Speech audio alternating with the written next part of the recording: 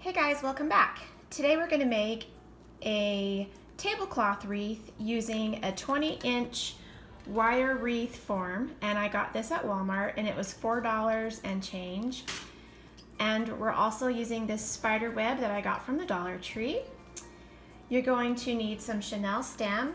These are from Dollar Tree and I just cut some in half. You're going to need some tablecloths. These are the plastic ones. I used black and orange, and you're going to cut them into petals like this. So here are the black ones and here are the orange ones, and I'll show you how to cut those. And some good scissors.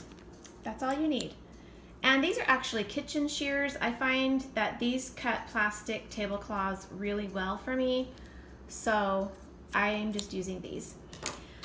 I like to use the tablecloths that come from a party store as opposed to Dollar Tree, because the Dollar Tree ones tend to be a little thin and they tend to rip a little more when you're tying them to your ring form. But I've still used Dollar Tree tablecloths and they look really good. I just prefer to use the ones from the party store because they're just a little thicker and a little easier to work with. Alright, so I'll show you on this tablecloth here. These generally come like this, and I like to just open them up and cut them along the seam. So, like right here, and I'll just take it like this and cut it up like that. And then I'll do it on every single one. It just is a lot easier that way. It's kind of like a little guideline.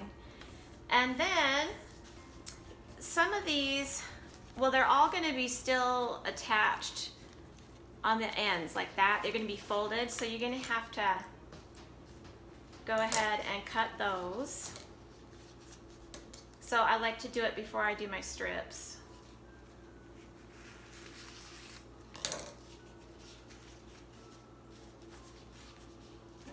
Here's another one.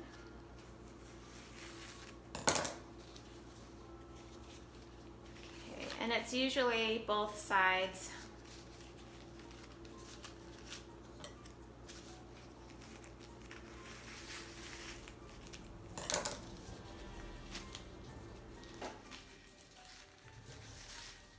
Okay. So after I cut the edges, I want to cut these into 3 strips. So I just eyeball it, and it doesn't have to be perfect. I'm just gonna cut it like right here, and I just carefully go up.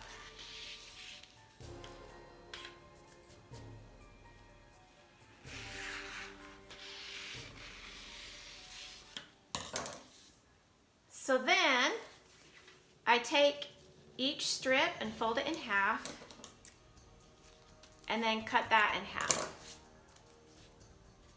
And then I start here at the middle and just sort of curve my way around like this. And I'll flip it over and start in the center and cut like that. And then I'll do it to the other side. And it doesn't have to be perfect, like I said. So you're going to get petals that look like that. And then you just separate them. And there are your petals. And I actually find cutting these strips relaxing. So there you go. Next, we're going to tie the spider web to the wreath. So I've done this one at the top, and I just put it under this first ring here, through the web, and gave it a little twist. And I placed the other 2 on the sides before I tied them, just to kind of get them centered. And then I'm going to hold it down so that the webs don't move. And then I'll give it a little twist.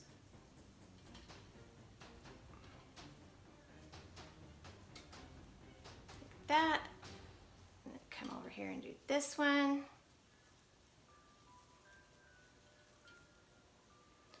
There. And then I'll tie this bottom one down here.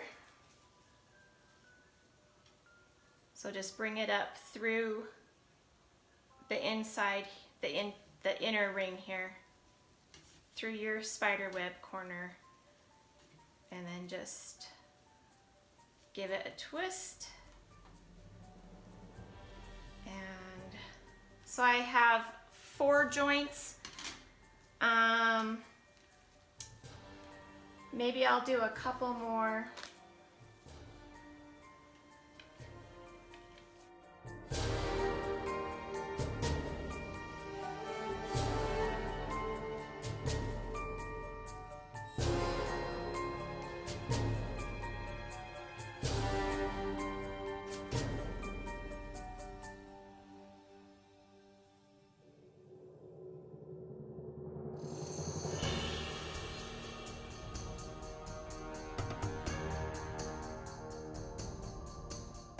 We've got our web in place, and it's actually in really well. It's really firm and tight. So you can just go ahead and clip the edges of your chenille stem off, or you can even just keep them on and just tuck them under. And we're going to start tying the plastic petals onto the wreath. Alright, so I did end up anchoring down all 8 points of the spider web, and here I am tucking under the chenille stems, and I'm pushing them to the underside of the wreath, and then I'm just twisting each one again just to give it a little extra security. And I'm just gonna clip each one off, and then whatever's left, I'm going to just sort of bend down so that there won't be any sharp edges with the chenille stems.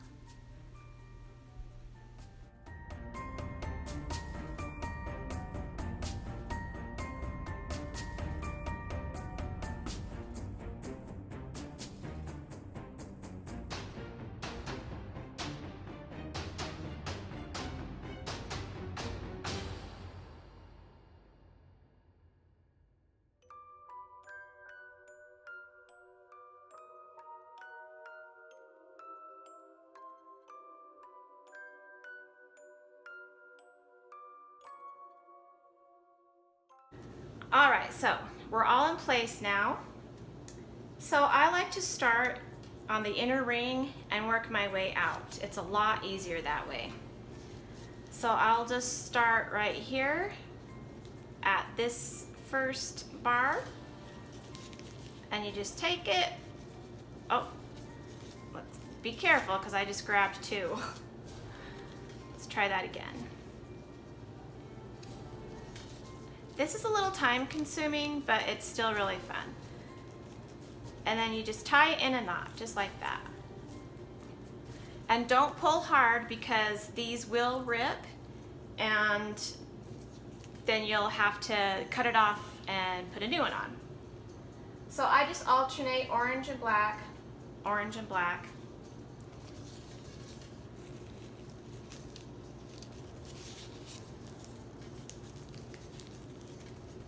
And do this all the way around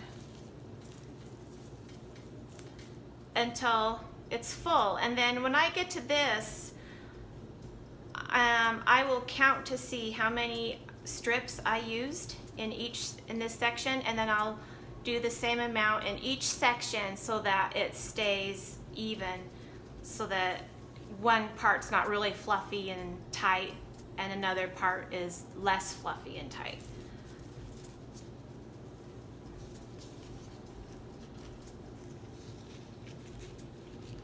And I actually like to sit on my bed and watch TV while I'm doing this.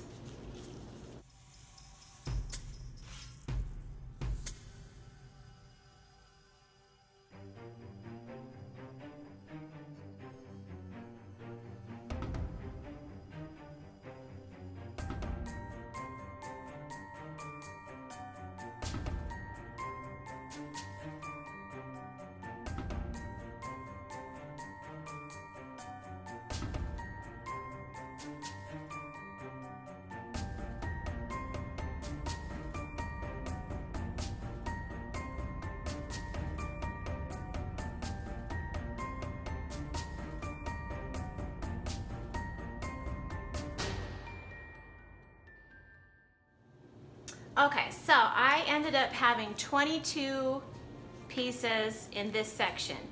So I'll go ahead and do 22 on each inside section.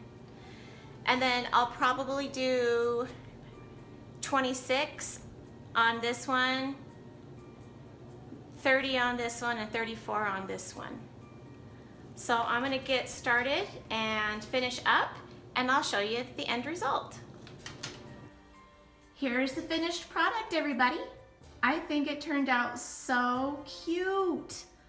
I just love this, and it was so easy to make. It was so fun, and I actually finished it the very next day that I started it. I could have finished it that night, but I forced myself to put it away because I had to go to bed. It's just so addicting and relaxing for me to make these. And here's the back of the wreath. The back looks just as pretty as the front. And all I did was just sort of tuck this row under the spider web, which is nice because the spider web helps keep it tucked and fluffy on the other side. And this won't scratch your door. I do wish I would have had a different color of spider. I should have probably got the silver one. They had the purple and the silver, and I should have grabbed the silver one. It would have looked better with orange and black, but that's okay. I can still always switch out the spider, but I'm just not in the mood to rip the spider off and put another one on. And I did end up using the ribbon tie that was hooked on to the spider web. So I did use that, and it worked out perfectly to hang that. So here is my tablecloth wreath, everybody. I hope you enjoyed this video, and I hope this inspires you to make one of your own. Thanks for watching, and I hope you have a happy Halloween.